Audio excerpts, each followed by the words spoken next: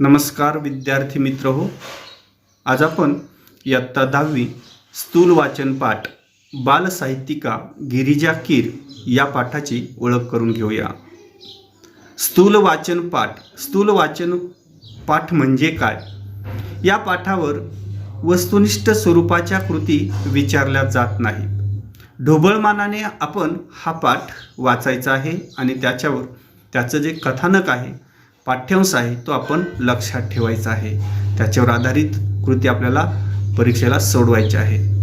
विद्यार्थी मित्र, आज हा जो पाठ आहे, हा पाठ ज्या लेखिकेविषयी आहे त्या लेखिकेचा आपण थोडासा परिचय करून घेऊया.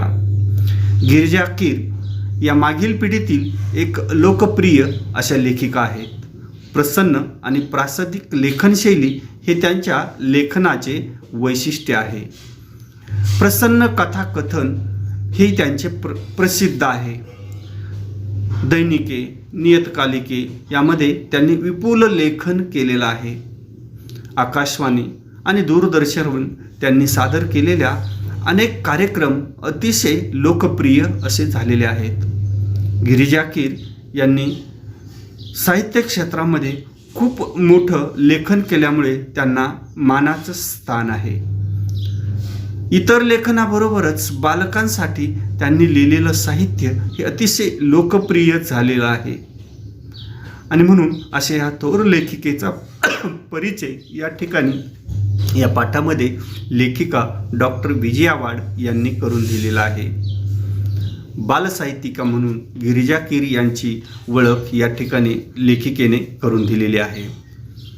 आता या पाठाच्या लेखिका डॉक्टर विजया वाड यांचा थोडासा परिचय आपण घेऊया. विजया वाड या प्रसिद्ध लेखिका व साहित्यिका आहेत. कथा, कादंबऱ्या, नाटके अशा विपुल प्रमाणात त्यांनी लेखन केलेलं आहे. बालकांसाठी त्यांनी लेखन केलेलं आहे. त्यांचे 117 पुस्तके प्रसिद्ध आहेत. मराठी विश्वकोश मंडळाच्या त्या 9 वर्ष अध्यक्षा होत्या.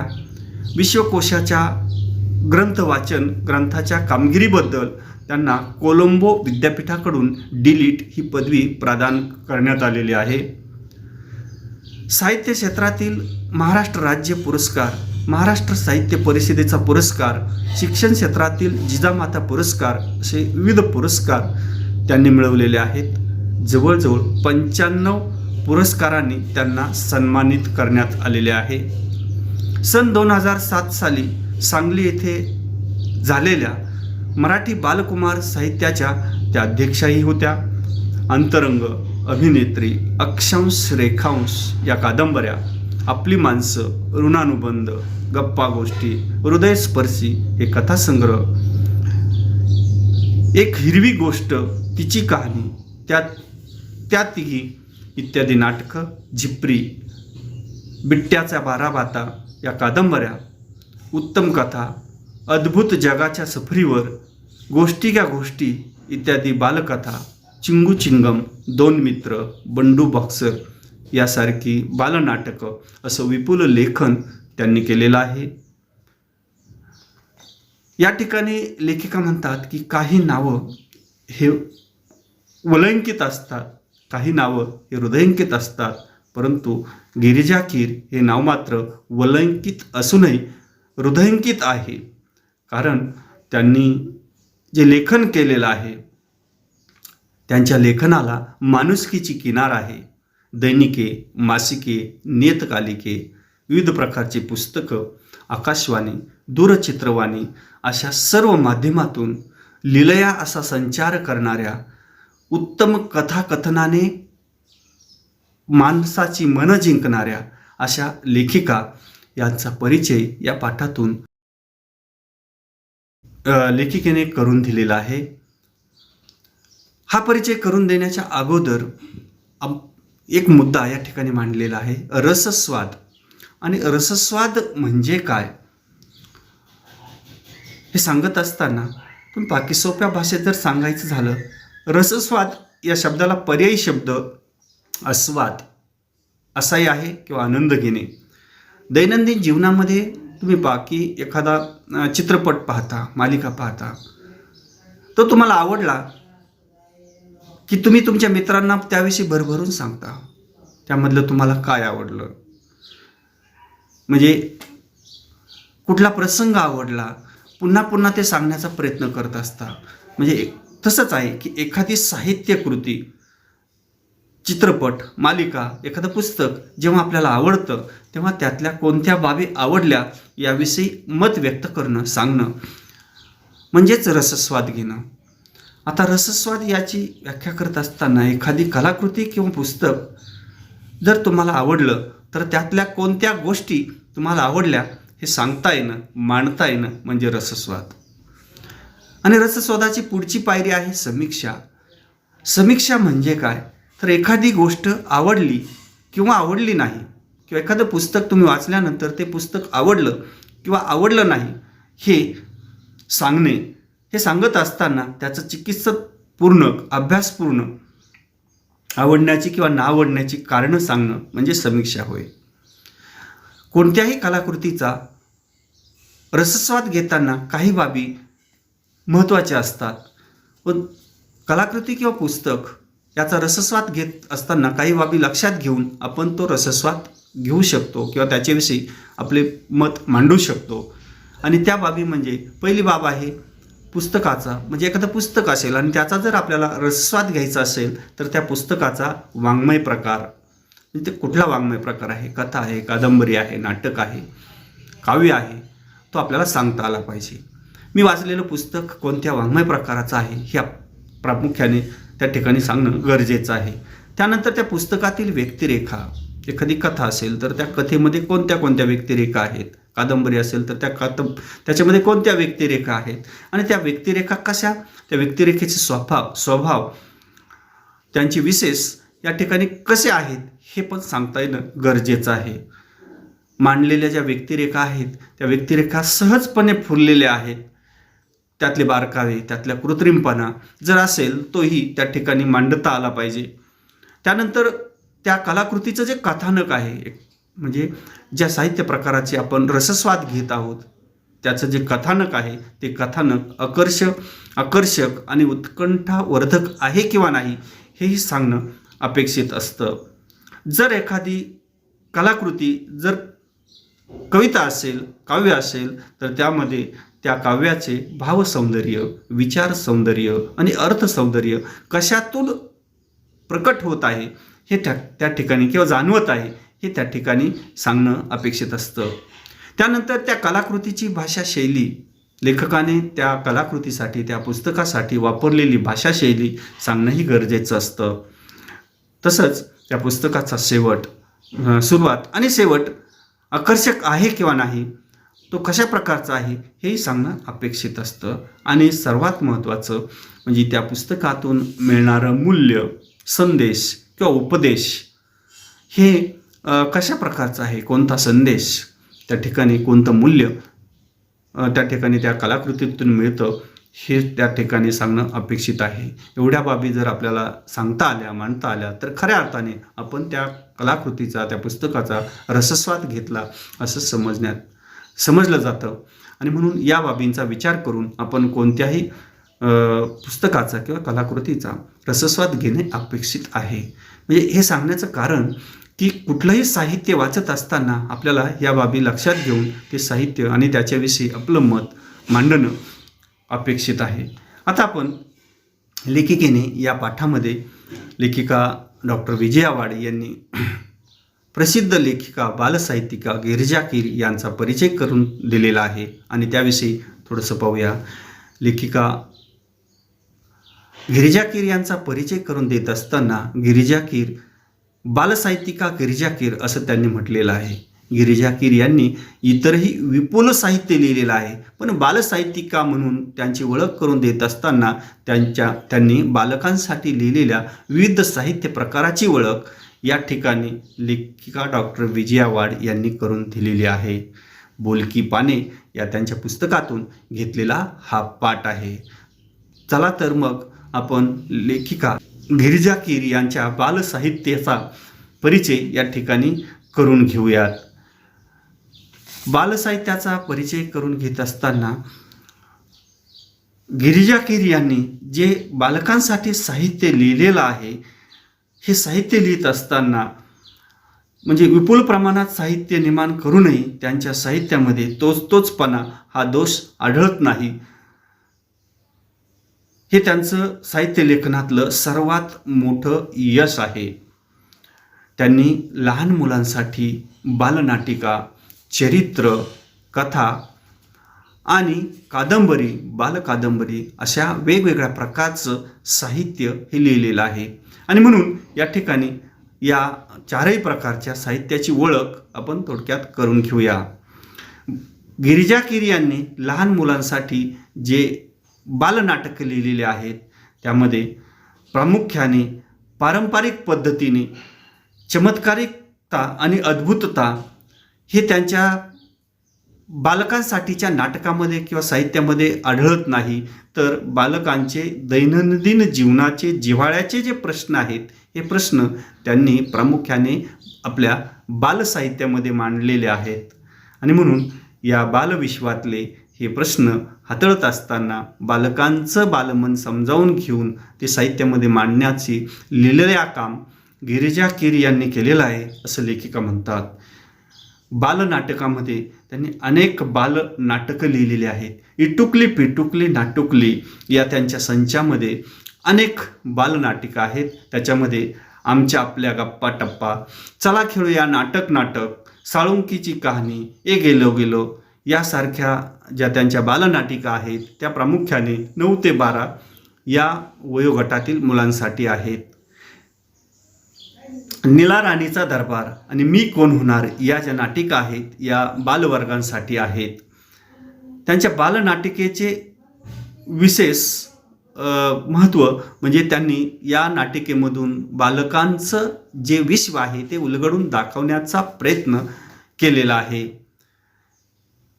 या ठिकाणी पहा की लेखिका विजया वाड म्हणतात की गिरिजा कीर यांचं विशेष आवडलेलं बालनाटक किंवा बालनाटिका म्हणजे एक अर्ज आहे बाप्पा, ह्या बालनाटिकेचा उल्लेख या ठिकाणी केलेला आहे. या नाटिकेमध्ये सुजाता आणि सदानंद यांच्या घरात घडणारी ही गोष्ट आहे. घरातली मोठी माणसं बाहेर गेलेली आहेत आणि अशावेळी छोटी मुलं महत्त्वाचा विचार विनिमय करत आहेत.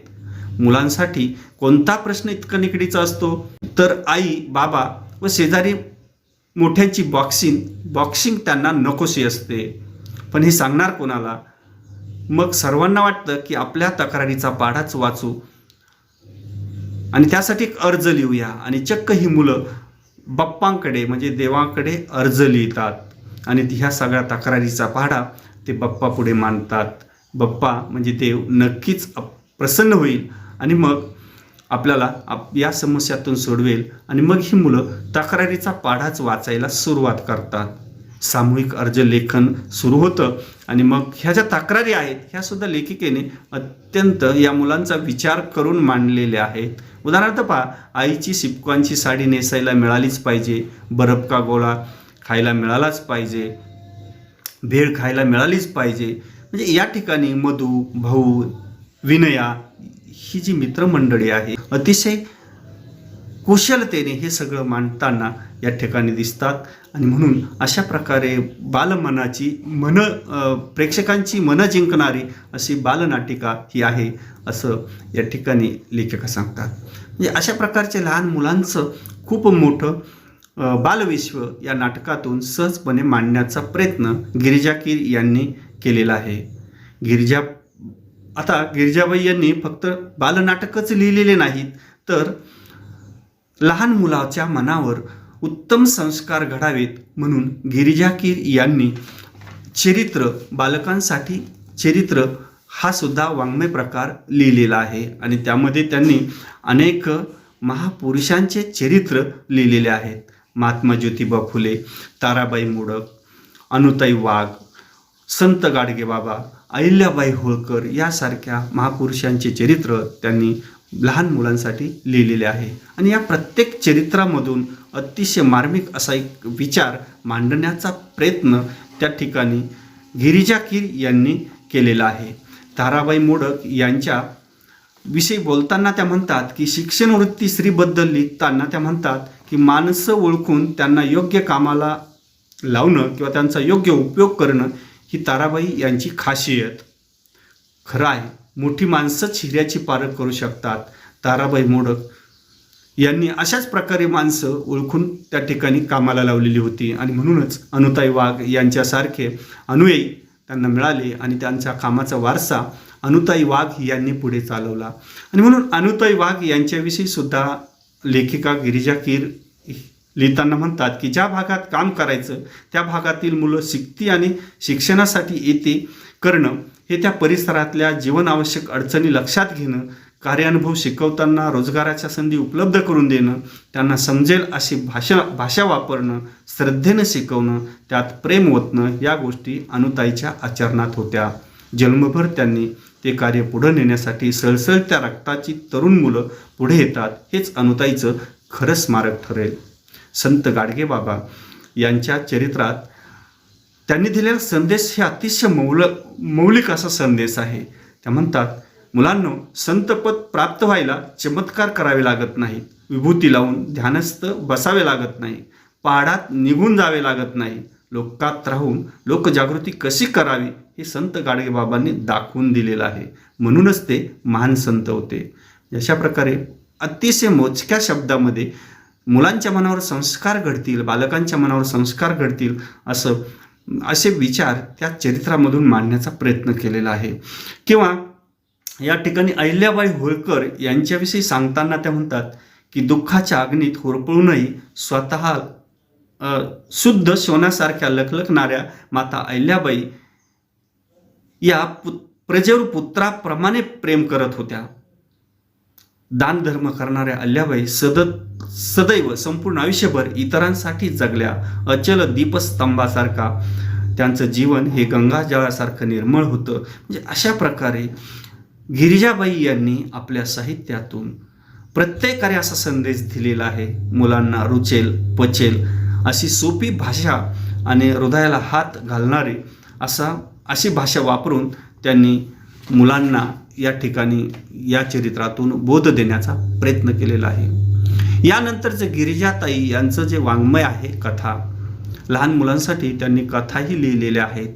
तू सावित्री हो या त्यांच्या पुस्तकात एकूण 8 कथा आहेत आणि त्यामधील गोष्ट एका माणसाची ही कथा अतिशय सुंदर कथा आहे. नितांत सुंदर अशी कथा ही आहे. मधू नावाचा गरीब मुलगा, त्याची आई आजारी पडते, तिच्या पोटात गाठ झाल्याचं डॉक्टर त्याला सांगतात आणि ऑपरेशन केल्याशिवाय पर्याय नाही असं त्याला सांगितलं जातं. मधू हा अत्यंत गरीब असतो, त्याच्याकडे पैसे नसतात आणि म्हणून नाविलाजाने तो एका व्यक्तीचं पाकिट मारतो. आणि मग त्या पाकिटामध्ये तो पाहतो की तब्बल 2000 रुपये आहेत. पण त्या पैशाच्या बरोबरच एक चिठ्ठीही त्या ठिकाणी त्याला सापडते आणि ती चिठ्ठी असते, प्रिय आनंदा, सोबत 2000 रुपये पाठवतोय, आईचं औषध पाणी नीट कर, मी येत नाही, तेवढेच पैसे वाचतील, आईला उपयोगी पडतील. आणि खाली पत्ता दिलेला असतो. हे पत्र वाचल्यानंतर मधूचे डोळे पाणवतात. तो पत्ता शोधत त्या माणसाकडे जातो. त्या माणसाने आपल्या आईच्या आजारपणासाठी ते पैसे पाठवलेले असतात. मधू आपल्या वाईट कृत्याची कबुली देतो, पण तो मनुष्य ते पैसे घेत नाही. मधूला ते पैसे परत करतो.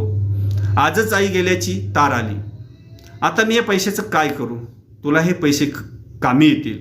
तुझी आई बरी झाली तर माझीच आई बरी झाली असा आनंद मला मिळेल.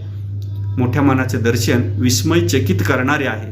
म्हणजे अशा प्रकारे ही कथा मनाला भिडणारी अशी कथा आहे. म्हणजे या कथेतून लेखिका गिरिजा कीर यांनी अतिशय सुंदर असा संदेश देण्याचा प्रयत्न केलेला आहे.